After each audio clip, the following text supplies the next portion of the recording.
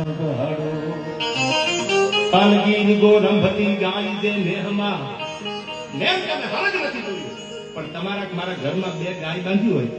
એમાં 33 કરોડ દેવતાનો વાસ છે આવું જિજ્ઞેસ દાદા કથામાં બોલે છે એ બે ગાયું બાંધી હોય માની લેવું તમારા ઘરે હરગ જ છે આપણે હરગ જોયું નથી કેવું હોય એટલે ભાઈ આયા ગીર ગોરંભતી ગાય જે મેહમાં અનફળકતી દૂધની પીવસદરની એ બાપુ અમૃત જેવા દૂધ હવારમાં પરોળીએ દોવાતા હોય એ દૂધના પછી ભગવાન ભોળાનાથના શિવલિંગ ઉપર દાદા અભિષેક થતા હોય આવું આપણું આ ગૌરવંતું ગુજરાત આવું ત્રિભુવન ગૌરીશંકર વ્યાસ લખે છે કે ગીર ગોરંભતી ગાય જે મેહમાં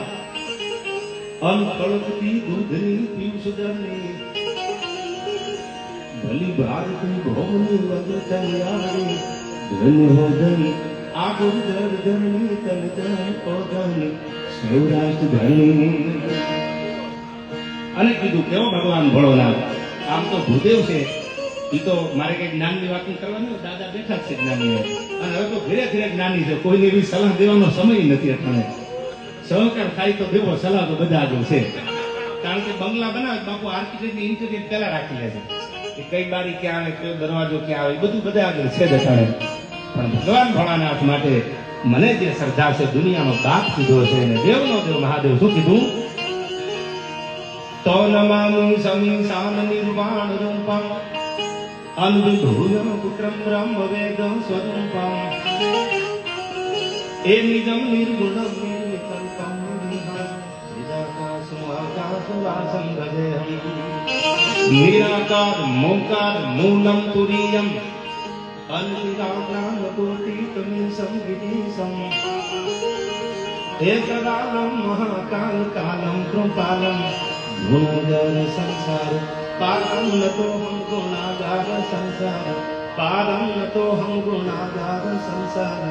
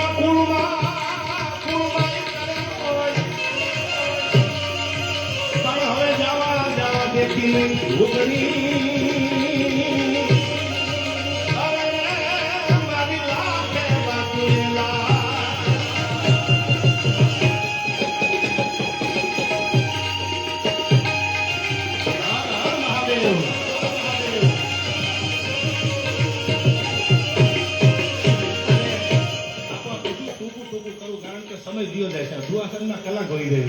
એટલે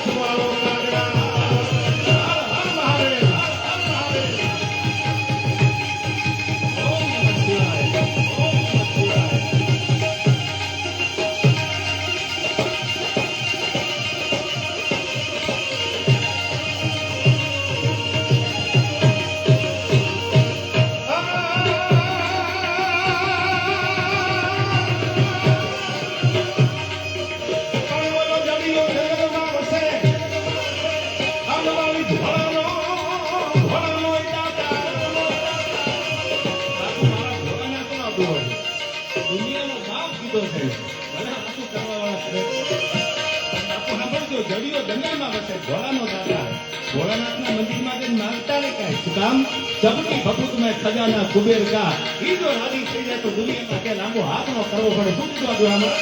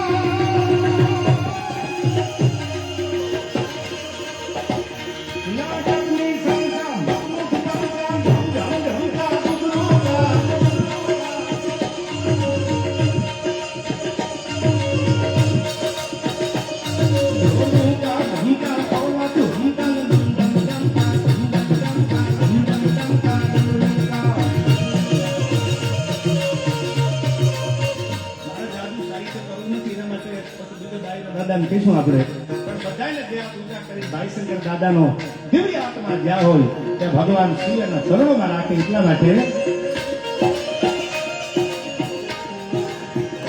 હર હર મહાદેવ મહાદેવ, હર હર મહાદેવ મહાદેવ, હર મહાદેવ મહાદેવ, હર હર મહાદેવ મહાદેવ, હર હર મહાદેવ મહાદેવ, હર હર મહાદેવ મહાદેવ.